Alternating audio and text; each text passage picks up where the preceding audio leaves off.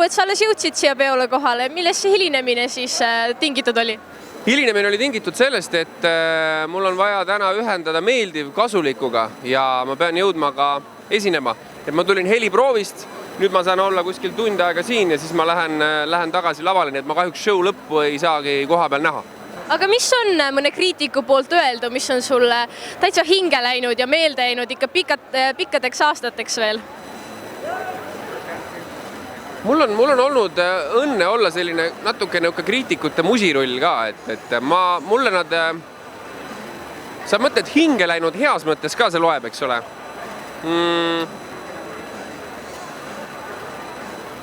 Hea küsimus.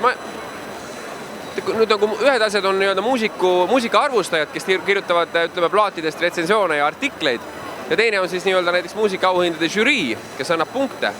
Aga ma ütlen ausalt, ma olen selle kriitika, mis on kirjutatud, pigem läbi sünteesinud ja siis edasi läinud. Et mul ei ole otseselt niimoodi, et mul on mingisugune tohutu taak on jäänud kuskilt mõnelt kriitikult, et sellist asja ei ole. Ja ei saakski öelda, et kriitiku kiitus on olnud ka nüüd tohutult kustumatu mälestus nagu heas mõttes.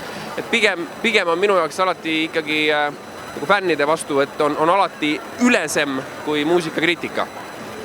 Ja kes on sinu number 1 fänn? Merike Sarapuu. Ma ütlengi ausalt, see ongi nii. Tema haldab ka koos ühe teise väga tegusa tütarlapsega meie Instagrami siis fännikontot.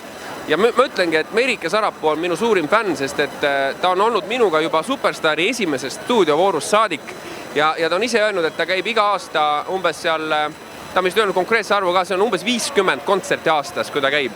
Et Merike on kohal nii Tallinnas kui ka Võru ööklubis ja ta reisib sinna bussiga, ööbib Võrus. Ja see ma tahangi öelda, et Merike, sa rokid.